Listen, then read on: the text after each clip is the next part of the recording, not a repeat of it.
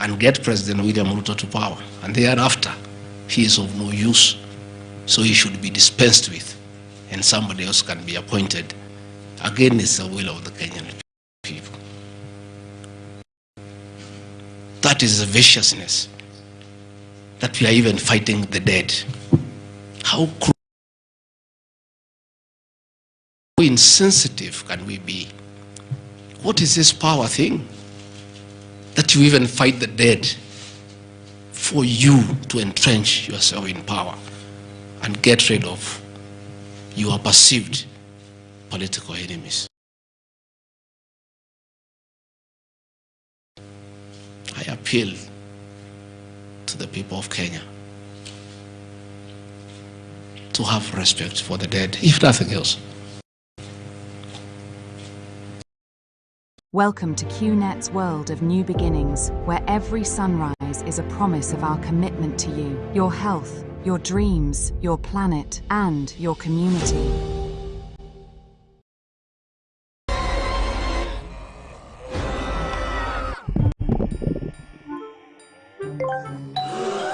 Uber Eats, on time, every time. Don't put him. He committed no crime by working hard and leaving an inheritance, trusting his brother, Rigathi Gachagua, to look after that property.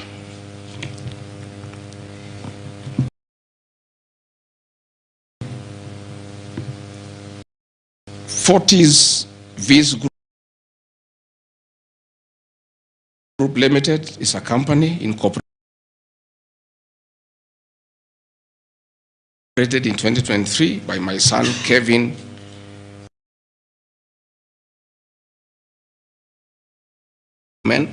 This company has not even taken off. They are still figuring out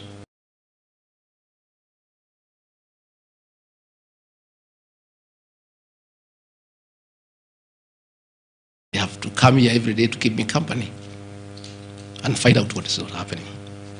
This company has not even started. These are young people, children. Why do you want to destroy the press? You want to destroy their father. These are innocent boys who have decided to invest in their own country. Why do you want to destroy them? You can destroy Rigathi Gachagua, fair enough. He has led for 59 years. But these boys, hardly 30 years.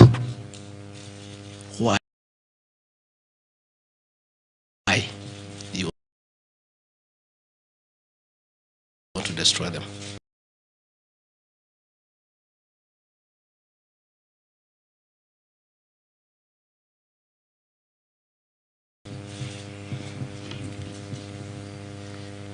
Pioneer Medical Company Group.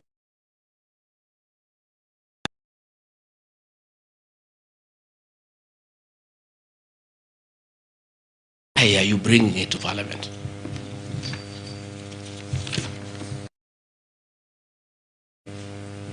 At the roundabout at Bomas on your way to Rongai. And we built this company from scratch. And it's been in existence for years.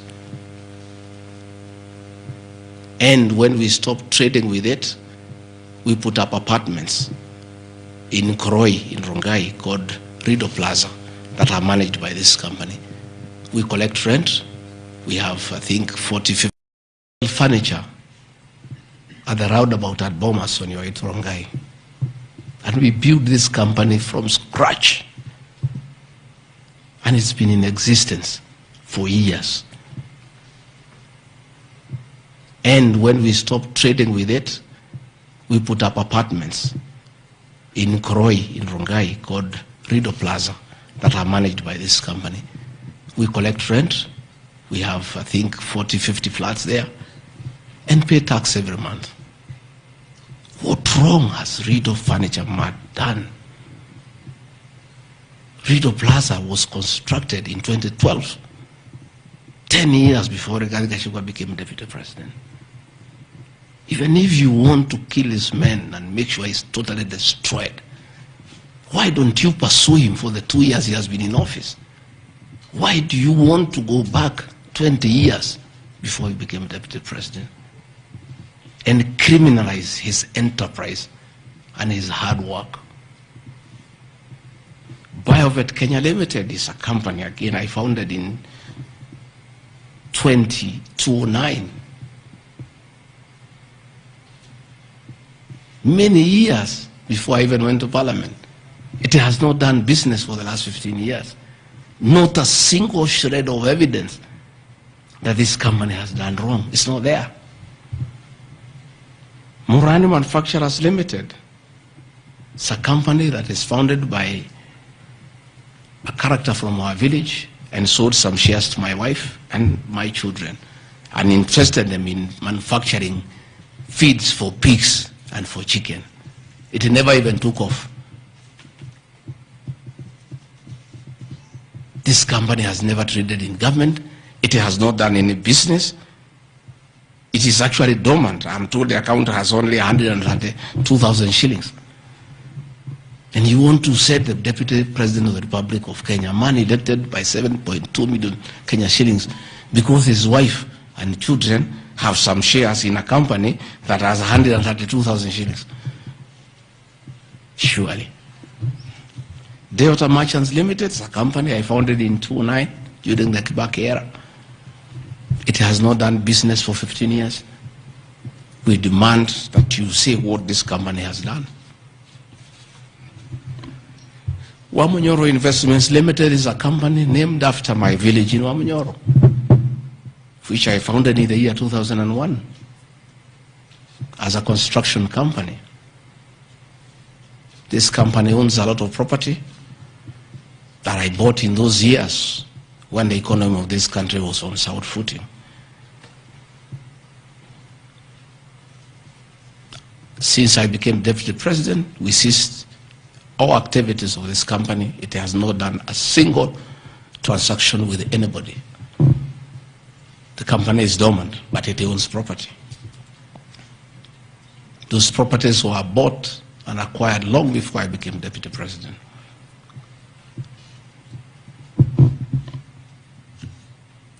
Cosmea Venture Limited is a company that was incorporated in 2018 before I became deputy president by my sons.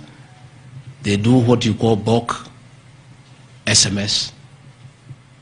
I used to give them work when I was member of parliament to send messages to my constituents.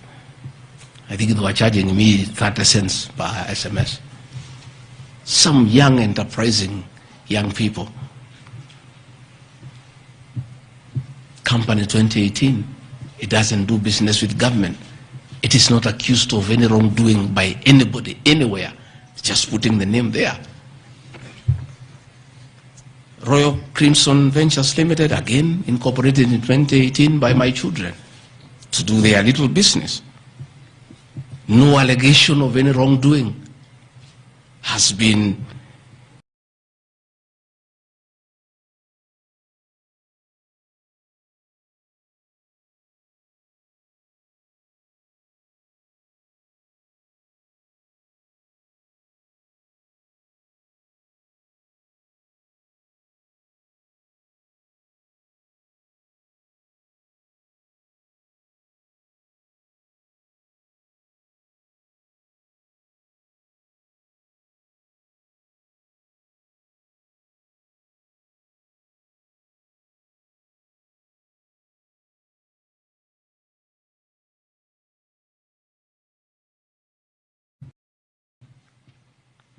Crystal Kenya Limited, this company I founded in 2009. And when I became deputy president, I gave out my shares to my children, and myself and my wife, we got out and asked them to continue doing business. My two children, like their father, are very enterprising.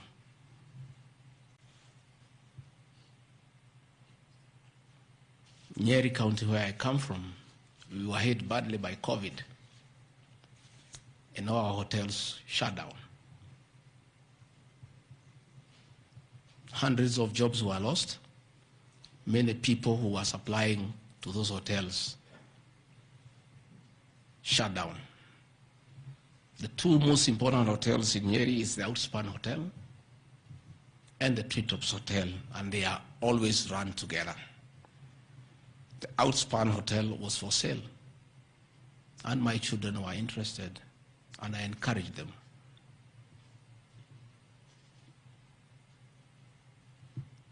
Treetops Hotel cannot be sold. It belongs to KWS. It's a government hotel. You can only lease. And the person who owned Outspan Hotel had also leased the Treetops Hotel. So my son acquired Outspan Hotel and got an assignment of the lease. So they don't own Treetops Hotel. It's on a lease from KWS to Aberdare Safari, then an easement to Crystal Kenya that is run by my children. I shouldn't be here talking about Crystal Kenya Limited and my children because they are not part of this proceeding. But they have no other forum to defend themselves, so I have to defend them. They are grown-ups. They should defend themselves, but they don't have the forum. They went to a bank and borrowed 600 million. The documents are there. And bought a hotel and bought the lease. And I publicly announced that my family has acquired the two hotels because there was nothing to hide. I saw no need to advise my children, like other people do, to buy the properties through proxy because this was straight business. They went and borrowed 600 million from the bank. And they were given 1 year moratorium, which is not over, to do the renovations and all that and open the facility. But I want to thank my son, Dr. Keith Rigathi. He worked very hard. That I think last month or so, I was at the Treetops with the British High Commissioner to open the Treetops. The Treetops is so important to the people of Nyeri and the Aberdare ecosystem. It is in the Treetops Hotel that Princess Elizabeth slept as a princess and woke up as a queen. And when that facility was shut down, it was very devastating to the people of Nyeri and the Aberdare ecosystem. So when the people of Nyeri heard that the son of the deputy president is interested in leasing that facility from KWS and reopen it, there was joy and ululation in the Aberdares. Since this hotel opened, 45 Kenyans are back to work. The mama mboga we talked about during our campaign are supplying vegetables to that hotel. The local butchers are supplying meat to that hotel. The traditional Moboko dancers come every weekend to entertain the tourists and get some payment. The tourism circuit of the Aberdare is back because of these two young men who are now being demonized as crooks, as criminals, who should not invest in their own motherland because they are the sons of the deputy president. The deputy president of the Republic of Kenya spends a lot of time in one of his functions that he has been given by the president to coordinate development partners and look for investors. Why should the deputy president go to look for foreign investors when his own children can invest at home? Children of many other people I know hide their money in Dubai and Cayman Islands. They don't want to invest here. What crime have the children of the deputy president of the Republic of Kenya committed by borrowing money from a bank to buy a hotel and spur tourism, create employment, and spur business within the local environment? These boys are so demoralized, asking me, Dad, why didn't you advise us that it's a crime to be your children, that we have no life of our own, that we shouldn't invest in our own country? And if we dare to invest, we should do it under our proxy so that we conceal our identity. Are we criminals by virtue of being your children? That's a question my children are asking me.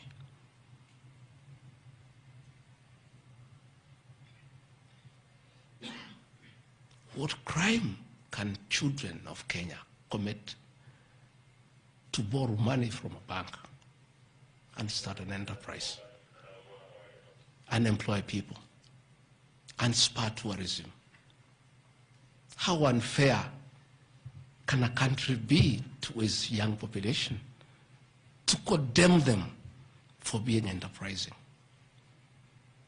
I'm being told by the National Assembly that I need to be impeached from office because my children have dared to borrow money, buy property in their name and invest in their own country.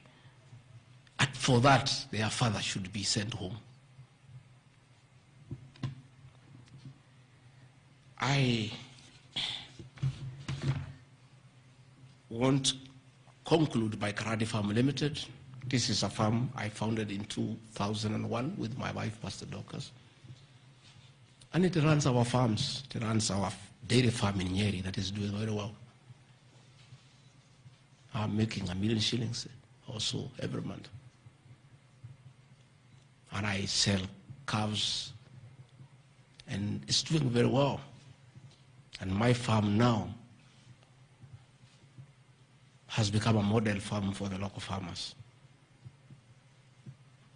We are doing chicken, we are doing rabbits, we are doing sheep.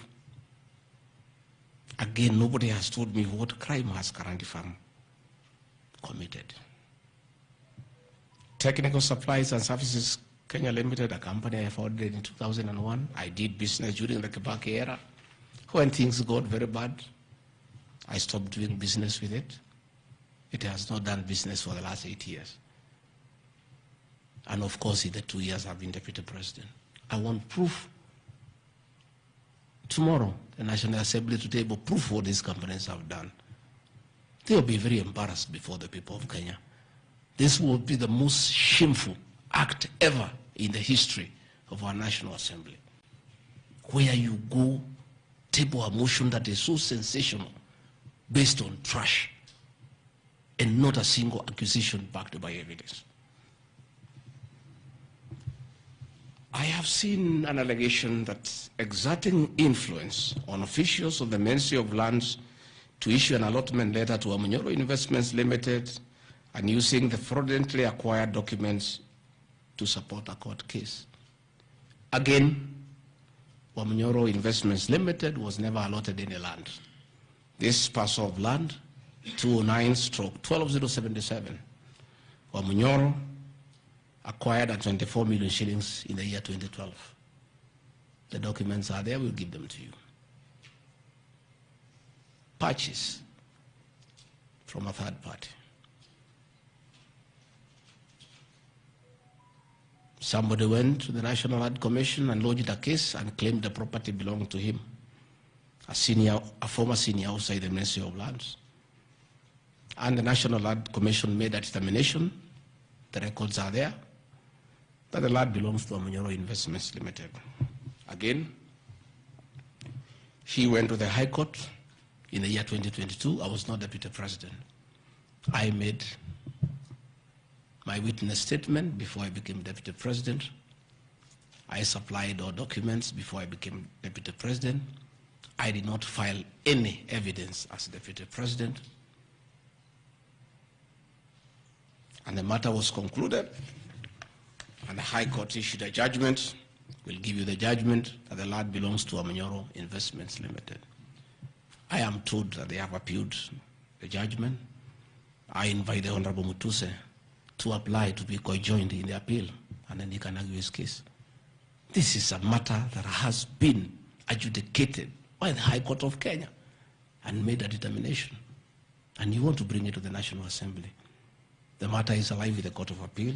It is sub judice to even discuss it in Parliament because a determination has been made. Irregular procurement of mosquito nets at a cost of 3.7 billion. I saw a huge headline from the Star newspaper, planted headline. This is the most ridiculous headline I've ever seen, and this is the most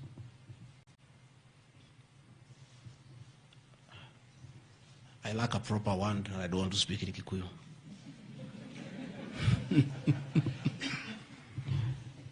I think somebody needs to give me some water. What I want, I'm looking for.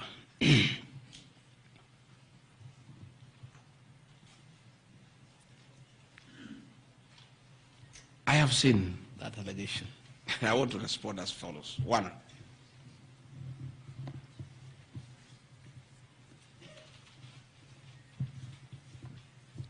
there is Andrew Mulwa. He has sworn an affidavit with the false allegations, and he had better be very careful, because he has made a statement on oath. In the affidavit, he says that Deputy President was involved in KEMSA 3.7 billion irregular procurement of malaria nets, either directly or through proxies. Further,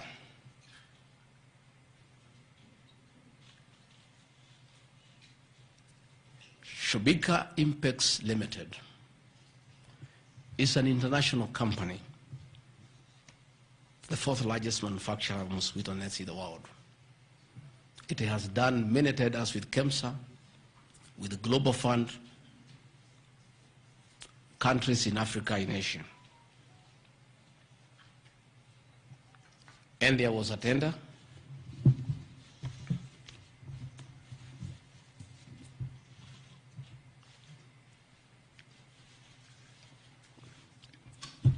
There was a tender funded by Global Fund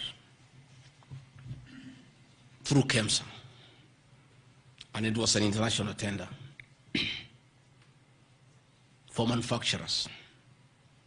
The company owned by my son Christo Kenya Limited are not manufacturers, and they did not participate in any way in the tender. In any way.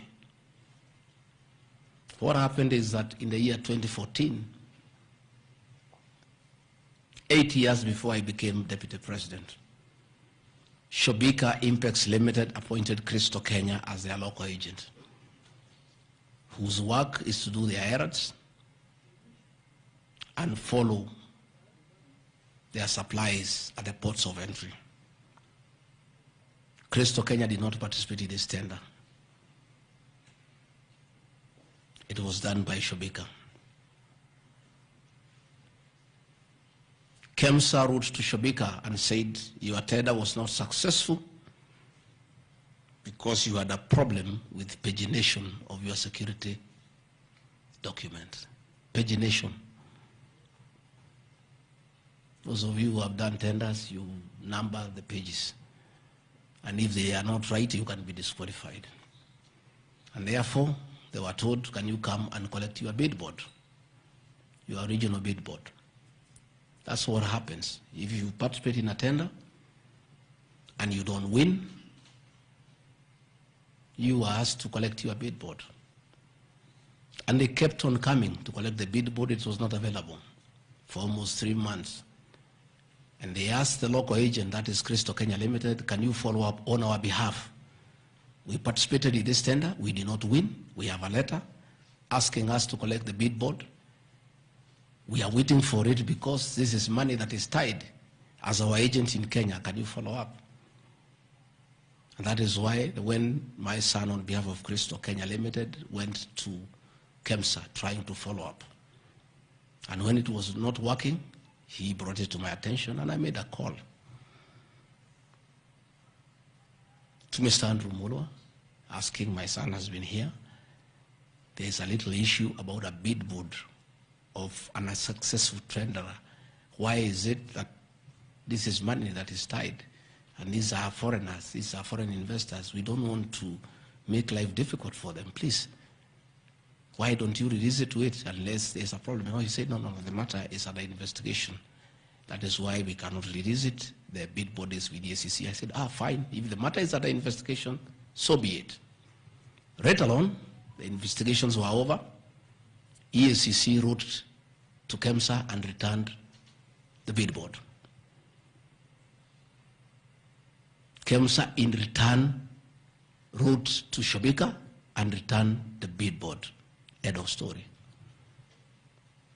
Shobika did not win the tender. They were not awarded the contract to supply the nets. No nets were supplied by Shobika. No public funds were lost. And we are told by Deputy President asking why a bid board to a tenderer who has failed to win cannot be returned, he endangered the lives of the people of Kenya. That is how absurd the allegation is. There is no evidence that the company with my son participated in the tender. They did not participate. There is no evidence that the Deputy President interfered with the tender. The only crime is that urging so that we don't frustrate foreign investors. If they were not successful, why are you keeping their tender security? You need to give it to them. And it was a lot of money. I think it was 500 million or something like that. So I want to say this is a very ridiculous, and I take great exception to the headline by the Star. Please, we'll give you the documents. Tell us, where was the Deputy President involved in a tender? This is a tender that never was. And for the record, to show that this tender had no problem, after the investigations, during the investigations, the CEO, Terry Ramathani, was suspended to allow investigations as it should be. And Mulwa became the CEO. Mulwa was not there during the tendering. He came after the tender had been annulled. And he was dealing with the aftermath of the annulment of the tender, that is returning the bid boards, sending document to ACC. After investigations by ACC and the Senate were concluded, Terry Ramadhani was appointed by President William Ruto as the Deputy High Commissioner to India. That tells you, because when those appointments are made, the head of public service writes to ACC, DCI on issues of integrity. Terry was cleared, which means there was no scandal. And again, and most important, no public funds were lost, no nets were supplied. Therefore, this is another fishing expedition to just justify the 5.2 billion. I think that is why they were putting the 3.7 billion to make the maths to add up. You know, when you want to talk big figures, you must look for 3.7, 600 and all that. Even all these things I have read here, if you take your phones, we are nowhere even, we have not reached 2 billion. Because Olive Garden, 400 million. Queen's Gate Apartment, 600 million. Outspan and Treetop, 600. So these are just figures that were being put to the people of Kenya so that they can see us into bad light. Unnecessary and expensive renovation at the official residence in Karen and Mombasa. How Mutusen knew it's unnecessary, I don't know. He has never been here. You guys were here before. When President William Ruto was deputy president, he was denied funds for 5 years. This place was in very high state of disrepair. It took me 7 months to move in.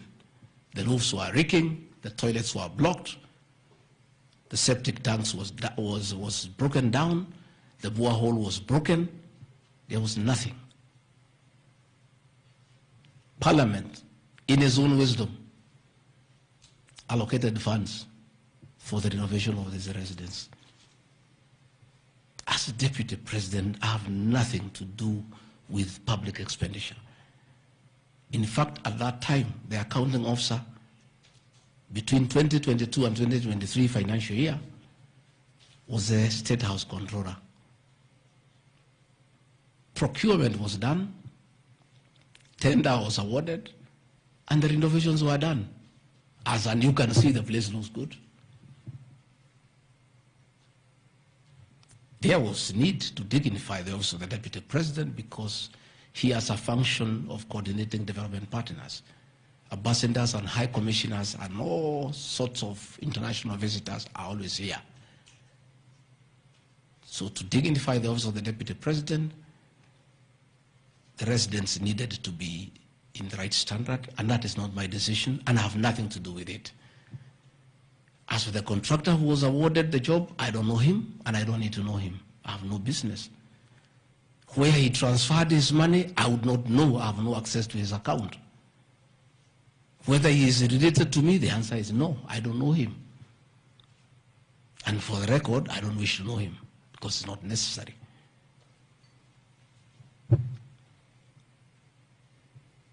Government expenditure is audited every year by the Auditor General. Since this office was under the executive office of the Deputy President for that financial year, the Auditor General did her inspection and gave us a clean bill of health. The renovations that were done were not highlighted with having any audit query. If the Honorable Mutuse had taken his time to look at the Auditor General's report, he would not have brought this business accusation. And even if there was an accusation, it should be directed to the accounting officer, who is the State House Controller, not me. I don't deal with procurement. I don't deal with financial management. I don't deal with anything to do with public finances. But since the matter has been raised, I have to answer to it. I have looked at the Auditor General's report, clean. I have looked at the contract, it's signed by the Controller of State House. As to the work, that I can attest, they did a very good job. And this residence has been dignified. The same with the residence in Mombasa. You know, the residence in Mombasa is where President William Ruto and his wife, Mama Rachel, were chased away, and the house allocated to the regional commissioner. And on assuming office, I took up the residence. It was in state of disrepair. Again, it was renovated. It's a good place. And I normally go there when I go to Mombasa. And it makes a lot of sense, because before the renovation of that residence, anytime I went to Mombasa, I normally have a huge delegation of security people, hospitality, and all that goes with the office, not really me. The bills were very expensive. It makes a lot of sense to have an official residence for the Deputy President in Mombasa, so that when he is there, you cut down on public expenditure.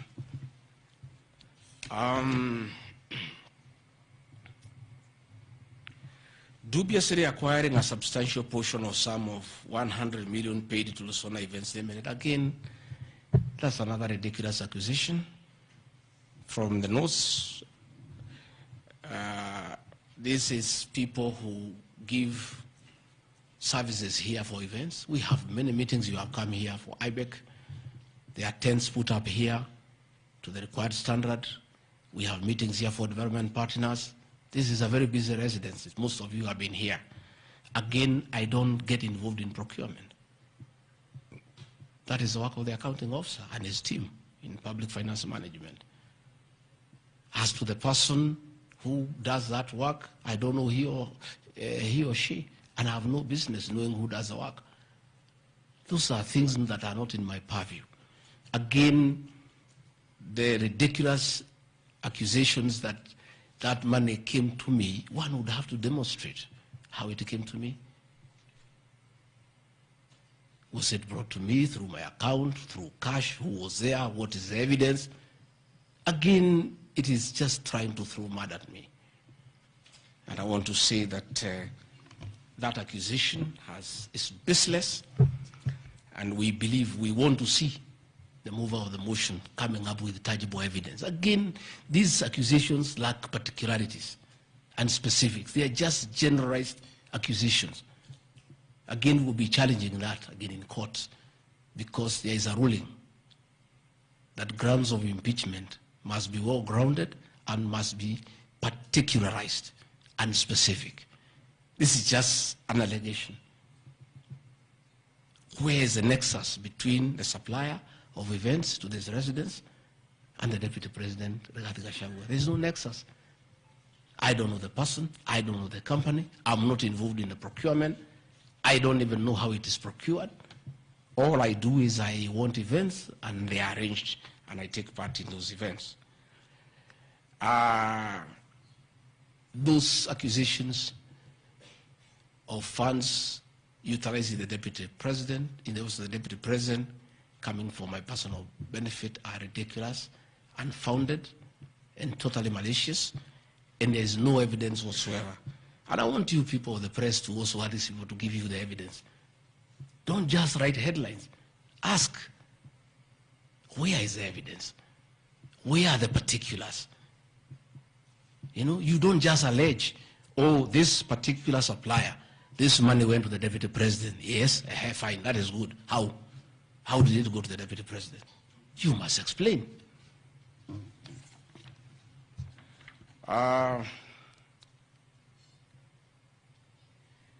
Alleged sensational but false allegations against Lady Justice Esther Minor. It is alleged that the special notice of motion at ground 4 had a gross violation of the Constitution, that I publicly attacked the Lady Justice Esther Minor and forcibly threatened to bring action against her. I did not threaten to bring any action against Justice Minor. I did bring action against her. I was just informing the public because I'm a public officer and I have freedom of speech. I have filed petition before the Judicial Service Commission against Justice Esther Minor in issues I felt I did not get proper justice. So I did not threaten her. I did what the law says. If you are not happy with the conduct of a judge, you file a petition before the the Judicial Service Commission, which I have done. Again, I don't want to delve before the matters because it is against sub judice. But that I have done, so I cannot be threatened. I cannot be said to threaten her. And again, I have a right as a leader, as a Kenyan, to say what I'm doing. And I did say publicly that I will bring a petition against her, and I have done it. And the evidence is there. You see it. We have filed a petition, and we are waiting for it to be concluded.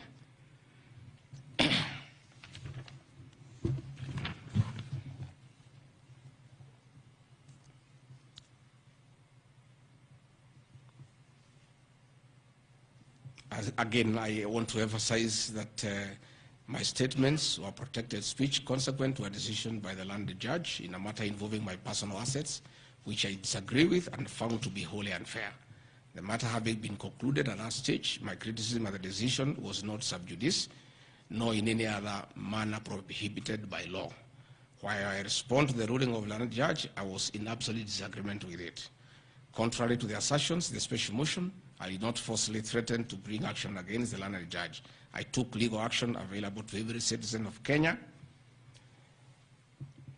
under Article 168(2) of the Constitution, which allows any person to petition the Judicial Service Commission for the removal of any judge, and filed a legal complaint before the Judicial Service Commission in March 2024. The complaint being live before the JSC, discussion of the conduct of the landed judge in the said matter here would be sub judice. Diverting materials meant for construction of Kilifi Malindi Highway to tarmac a private load to Vipingo Beach Resort. Again, I said Vipingo Beach Resort belongs to the estate of the late Governor Gachagua. The facts are as follows. King Charles III visited Kenya between 30th October 2023 and 3rd November 2024. During his state visit, one of the designated places where King Charles III was to visit was Kuritu Marine Conservancy, which shares a road with the Vipingo Beach Resort. And it's a public load, by the way, it's not a private load.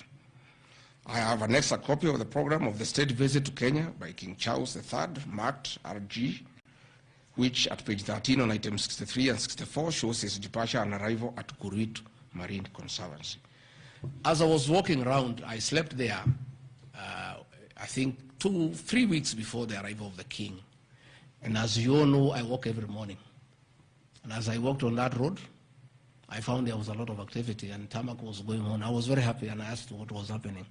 And I was told that the king himself, the third, will be coming. So, like all other residents of that area, we are very indebted to King Charles III, that this was done very speedily. Rigathi Gachagua never called anybody to do this road. In fact, I'm informed that this road is donor funded, the one to Kilifi, and there is a component of corporate social responsibility. And I have learned, after I have inquired, that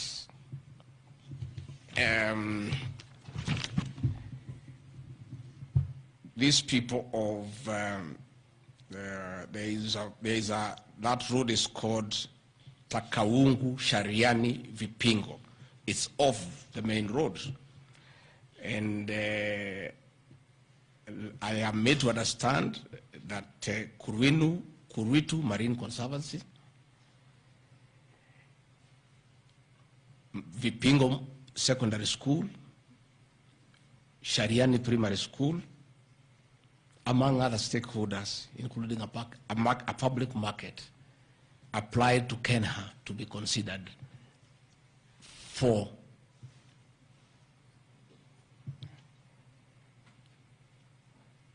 corporate social responsibility. And I think the issue of the king hastened that request. And that's why I said we are grateful to the king. Again, I invite evidence to show that I influenced that road. In any case, I would like to know the member of parliament for that area, how he will vote in this motion. He should be a very happy man. If Deputy President Rigathi Gachagua occasioned a tarmac road to be done in his constituency, he should vote for me. But I didn't. And when I went there, that Shariani market, people are very happy with that road, because I walk there in the morning when I sleep there. People are very happy with that road. The secondary school there, the boys and girls are very happy. The primary schools are there. And again, contrary to the assertion by the Honorable Mutuse, it's not a private road, it's a public road. And it is serving many people, a primary school, a secondary school, a market, and a whole community, including the family of the estate of the late Governor Rigathi Gachagua. We are just beneficiaries of good deeds by our government that were hastened by the arrival of His Majesty the King III. Undermining the President and the Cabinet by allegedly making contradictory public statements from the position taken by Cabinet regarding the evacuation of the people residing along Nairobi River. To start with, for the record, President William Ruto has never complained to me that I have undermined him.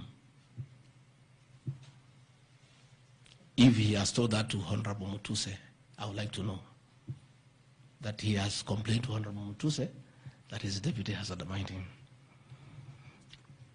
Article 147 of the Constitution provides the Deputy President shall be the principal assistant to the President and shall deputize for the President in the execution of the President's functions.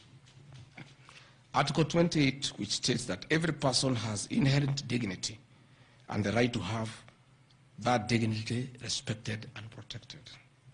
Article 29C, which states that every person has the right to freedom and security of the person, which includes the right not to be subjected to any form of violence from either public or private sources.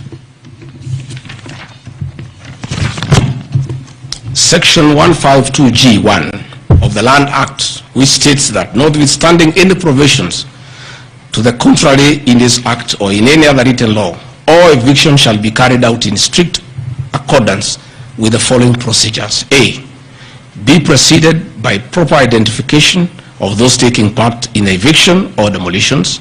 B, be preceded by the presentation of the formal authorizations for the action. C, where groups of people are involved, government officials or their representatives to be present during an eviction. D, to be carried out in a manner which respects the dignity, right to life and security of those affected. Include special measures to ensure effective protection to groups and people who are vulnerable, such as women, children and elderly and persons with disabilities.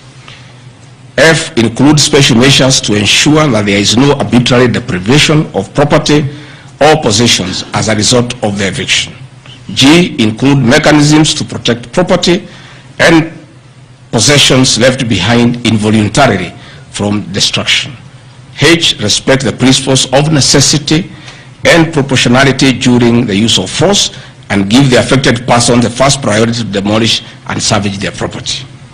Critically, our Constitution provides at section 147(2) that first, the Deputy President shall perform the functions conferred by these constitutions and any other functions of the President as the President may assign. Pursuant to Article 3 of the Constitution, I, as well as every citizen of Kenya and state or public officers, have the obligation to respect, uphold, and defend the Constitution in performing any of my functions. The national values and principles of governance contained in Article 10 of the Constitution bind all state organs, public officers, and all persons, including myself as the Deputy President, wherever we make or implement public policy decisions. In relation to this matter, these national values and principles include the rule of law, democracy, and participation of the people, human dignity, equity, social justice, inclusiveness, equality, human rights, non-discrimination, and protection of the marginalized. Adherence to these principles became extremely important when we, as state officers, are contemplating legal evacuation of citizens with a duty to avoid inhuman forced evictions that will be contrary to our Constitution and international law. While campaigning with the President, and subsequently when I was sworn in as Deputy President, you can remember, I promised as a key pillar to the Kenya Kwanza government that there will be no forced and unlawful evictions and that all evictions shall be human and entail legal compensation. You remember my inauguration speech. I said never again shall this administration carry out inhuman evictions in a brutal manner as was done in the previous administration. I and my office, the Office of the Deputy President, have undertaken extensive engagement with all parties in regard to the cabinet decision on eviction, which I fully support, including the Nairobi River, which is an entity under the ODP and County Government of Nairobi. Adherence to these principles become extremely important when we as state officers are contemplating legal evacuation of citizens with a duty to avoid inhuman forced evictions that will be contrary to our Constitution and international law.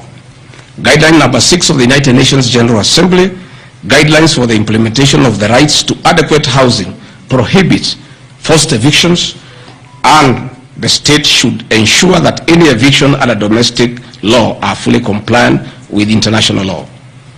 The guidelines further require meaningful engagement with communities to ensure that the rights of residents are implemented cooperatively without the need for eviction procedures or police enforcement. I have supported the implementation of cabinet directives on the eviction, safe for the fact that on being informed that each person residing at the Nairobi River was being evicted and paid only 10,000 shillings, which I and many other Kenyans felt inadequate compensation for eviction.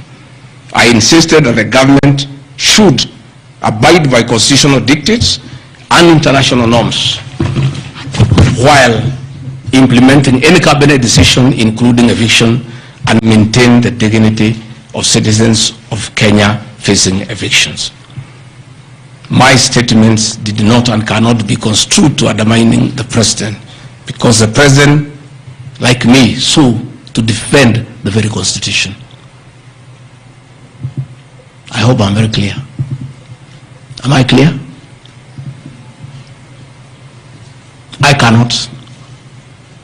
I will not oversee, supervise, forced, brutal eviction against the people of Kenya. That I will not, and I can't. President William Ruto and I on the campaign trail gave a solemn undertaking to the people of Kenya that under our administration, that will never happen. So when I was asked to oversee brutal, inhuman eviction against innocent people without notice, without compensation, without due regard to what the Constitution says, I found it very, very difficult, and I rescued myself and allowed the CS for Interior, the Head of Public Service, the PS for Internal Security to proceed. If that is the reason why Rigathi Gachagua should be impeached as Deputy President of the Republic of Kenya and sent home for refusing to undermine the Constitution, for saying no to brutal and inhuman eviction of poor Kenyans, let it be. Undermining devolution by allegedly holding a meeting in Nairobi. Good people. I'm sure you are as embarrassed as I am. That a deputy president holding a public meeting to talk to the people of Kenya is undermining devolution. To start with, Deputy President Rigathi Gachagua, in the duties spelled out by the President under Executive Order number 1 of 2023, he has the duties to coordinate intergovernmental relations. I work with the governors. This is the home of devolution. I hold meetings with the governors every day. I chair IBEC. I cannot be accused, and I need evidence tabled that I undermine devolution. The motion alleges that on 29 September 2024, I unlawfully interfered with the running of the Nairobi City Council government by holding a public rally where I allegedly incited citizens against law of directives of the county government on planning and relocation of markets. This is my response. It is not true that I incited citizens against the law of directives of the county government as alleged. I wish to clarify and point out that when I held the public rally, I merely requested the governor of Nairobi County to speak and listen to grievances which were being raised by the market traders. Videos will be produced tomorrow in the National Assembly. I, Rigathi Gachagua, asking Governor Sakaja to take time to listen to the people and listen to their grievances. The traders had sought me out to intervene and request the governor on their behalf to dialogue with them and seek a solution to their grievances with regard to the relocation of markets. Had the governor listened to these traders, they would have had no business coming looking for me.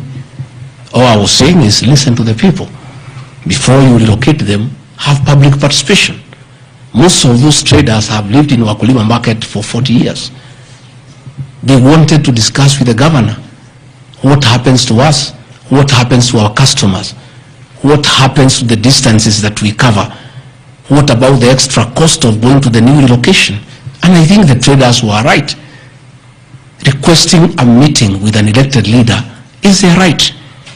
And when they requested me to go and meet them, because they were desperate and they needed somebody to hear to them, I did go and speak to them. Again, this motion alleges that on 20 September 2024, I unlawfully interfered with the running of the Nairobi City Council by inciting citizens against law directives of the county government. The leadership of Nairobi business traders approached me sometime in March 2024 at my official residence to discuss multiple issues affecting business and requested engagement in the resolution and intervention on these issues adverse to business. Consequent to this meeting, I directed that short, medium and long-term strategies be undertaken, coordinated by the Office of the Deputy President, to address the issues raised that are cross-cutting with agencies including KRA, Kenya Post Authority, Counterfeit Authority, Kenya Bureau of Standards, the National Police Service, Kenya Copyright Board, given that devolution is under the office of the Deputy President. I was just doing my work. On 11th April 2024, the Small Traders and Government Agencies Technical Committee, coordinated by my office, held a meeting to discuss issues raised by the small traders, including Mudhurwa Market, attended by ODP staff in a supportive role in keeping with the draft framework of cooperation and engagement between government, Nairobi City County, and the Nairobi business traders. Subsequent to that meeting, a meeting on 24th April 2024 between Nairobi City Council and the Nairobi small traders and numerous others, the ODP on 22nd July 2024 invited His Excellency Johnson Sakaja, among other state officers, to a meeting at ODP. Officers scheduled for 22nd July 2024 to review the draft framework of the cooperation and engagement between the small traders and the government of Kenya.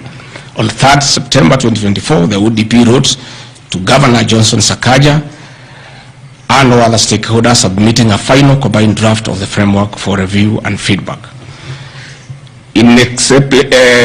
After all the engagement between all the parties and the draft framework, Governor Sakaja decided to arbitrarily proceed with the relocation of Mudhurwa Market. That gave rise to the cry by the people. Meetings had been held, a framework had been agreed on, and as an elected leader, as Deputy President, I think going to listen to people who are in anguish, who are crying, is responsible leadership. The government that President William Ruto and I lead is a listening government, and going to listen to people cannot be an impeachable crime. I would like to know how members of parliament would want to send me home for going to listen to people who are crying that they need to be listened to. I would like to understand. Undermining devolution by allegedly holding meetings to fight alcohol.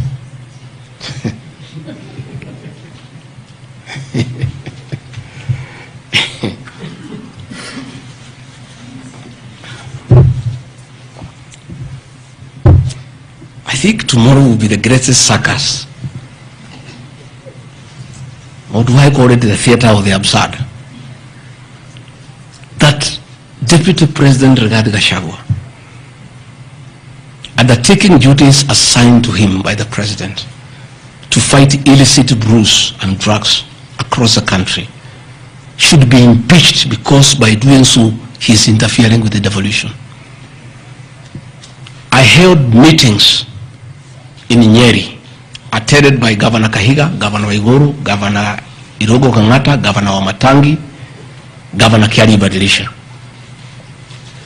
I held a meeting in Chuka, attended by governors of Embu, of Tharaka Nithi, of Meru.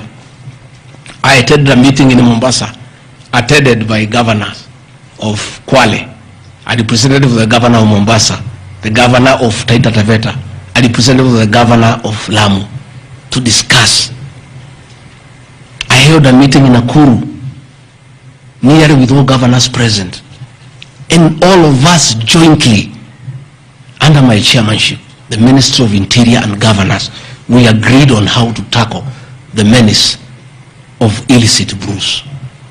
And we have a good story to tell. Out of those efforts, our young men who are sleeping in trenches are back home.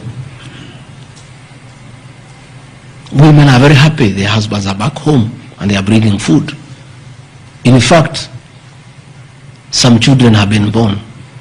Some have even been named Rigiji because of the effort that I have put in fighting illicit brews.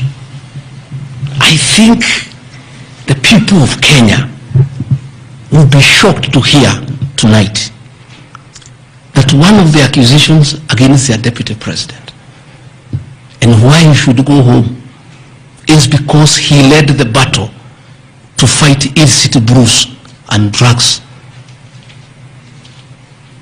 that has caused havoc among our young people. Please, if Rigathi Gachagua is a problem, why don't you assign this job to somebody else, because this job must be done. we must get our children off drugs. We must fight illicit alcohol. And seeing that you want to impeach the deputy president because fighting illicit brews and drugs is interfering with the devolution, I think this is the greatest joke of the year. Even the 291 MPs who signed this motion, most of them, because I know them, have looked for me personally to thank me for the way I have successfully led the war against drugs and illicit brews. And that is why that sham public participation should have had my responses, so that the women could hear that one of the accusations against the deputy president is that he should be sent home because he was leading the war against illicit brews and drugs. I don't know. I think there is something wrong in this country. That somebody has sat down to draft a motion to impeach the deputy president of the Republic of Kenya. And one of the grounds is that he has interfered with the devolution by leading the war to fight illicit brews and drugs. This is a height of absurdity. And Parliament will be the theater of the absurd. I would like to hear what is the nexus between fighting illicit brew and interfering with the devolution. I would like to know. I've never had any governor complain. I've never had any MC complain. I've never had any Kenyan complain. The only Kenyans who have complained are few. They are the manufacturers who are manufacturing poison under the guise of producing alcohol. Those are the only few ones. I beg the National Assembly and the Senate, most of the National Assembly, to save face, to consider striking this ground before the motion tomorrow, because it sounds ridiculous to the people of Kenya. Again, if Deputy President Rigathi Gachagua has to be sent home for fighting drugs and illicit alcohol, so be it. Sensational statements against the National Intelligence Service and its Director General and other officers. My response. In relation to this allegation, I wish to state that the National Intelligence Service holds a very critical role in ensuring the safety and security of our country. They are responsible for gathering intelligence and share it with all our law enforcement agencies to ensure that the country is safe at all times. Consequently, when the country was caught flat-footed with regard to the scope and extent of the public's dissatisfaction with the Finance Bill 2024, which degenerated in the Gen Z protest, it pointed to the failure of the National Intelligence Service in carrying out its mandate. I am persuaded that the National Intelligence Service ought to have known beforehand that the public was completely opposed to the Finance Bill, and they ought to have briefed the President before the protest began, as this would have caused a change of tact by government regarding the proposed bill, and protest which culminated in the loss of innocent lives and destruction of property could have been avoided. Hence, I express my opinion, as this is in my public media briefing in Mombasa, and my utterances were not any different from what happens to other countries when there is lapse or failure by the intelligence agencies. Many of you will recall that after September 11th terrorist attack in the US, the US intelligence agencies were massively criticized, and inquiry was even opened to investigate why the intelligence agency was not able to detect and thwart the terror attack. Under the Constitution of Kenya, the government agencies are supposed to be accountable to the Kenyan people, including the National Intelligence Service, and calling them out when there is the delegation of duty does not amount to undermining them.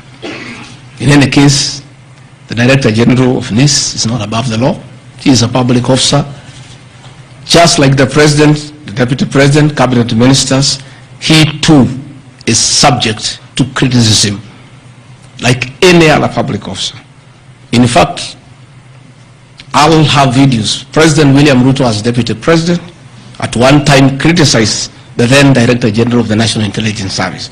In another video, he heavily criticized the then Inspector General of Police for their performance. I have learned from my boss how this job is done. It's clear. It's done. I mean, nobody, the president is criticized daily. The deputy president is criticized daily. And we take no offense. The Director General of the National Intelligence Service is not above the law. He is a public officer. He is accountable to the people of Kenya. And when one feels he has underperformed, he'll be called out. Because that is the nature of the Kenyan state. And this I learned from my boss when he was deputy president. Again, there was an issue that the president and I committed ourselves publicly that never again in our administration shall ever we allow abductions and extrajudicial killings. Despite the police keeping on misleading the president to say that there are no abductions, you all know, you have evidence on video that they have happened. And that is what I commented, and I said it is wrong. And because I'm a truthful person, I'll say what is wrong when it happens. Despite the fact that I am compelled by the principle of collective responsibility to be part and parcel of every decision made by government, that I'll continue to do so, but only those decisions that are constitutional and within the rule of law. Abductions and judicial killings are unconstitutional. I will never support them.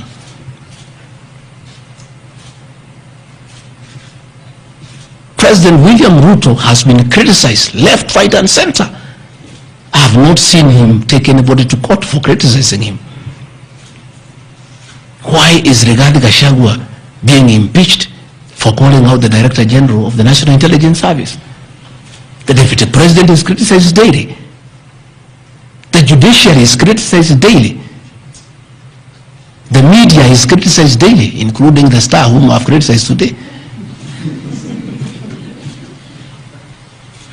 But that is as far as it goes.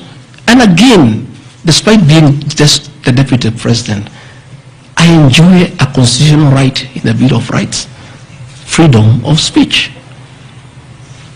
And if the Director General of the National Intelligence Service was aggrieved, there are mechanisms of how he can take me to court and sue me for defamation. And I'll be able to argue why I said what I said. So that is not a ground for impeachment. I mean, that is curtailing liberties, the freedom of expression, the freedom to hold public officers accountable for their actions.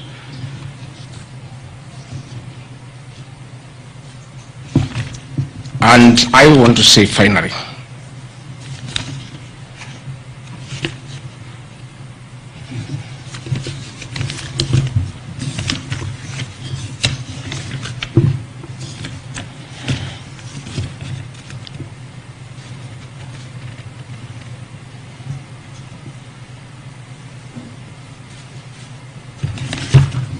I think I've literally addressed all the grounds because I felt it's important for the people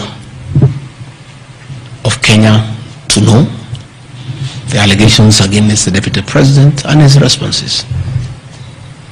And as you have heard, though you are not judges and you are not advocates, there is nothing here that violates the Constitution. There is no gross misconduct. There is no crime that has been committed.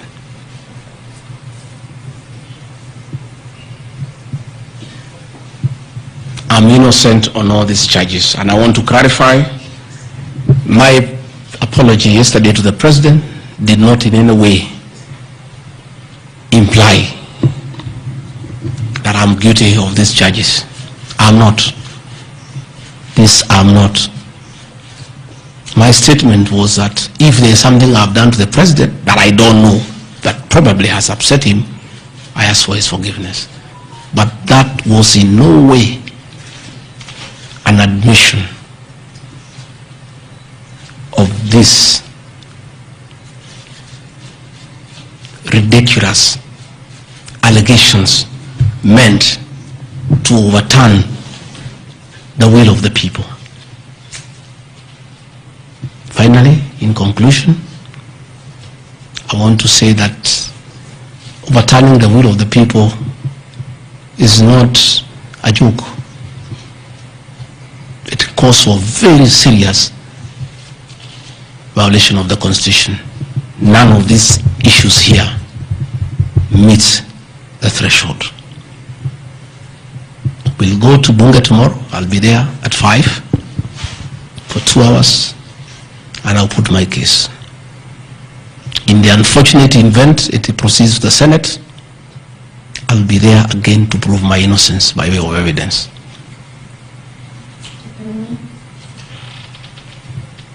When I called this press conference, there was a lot of speculation that Rigathi Gachagua wants to resign.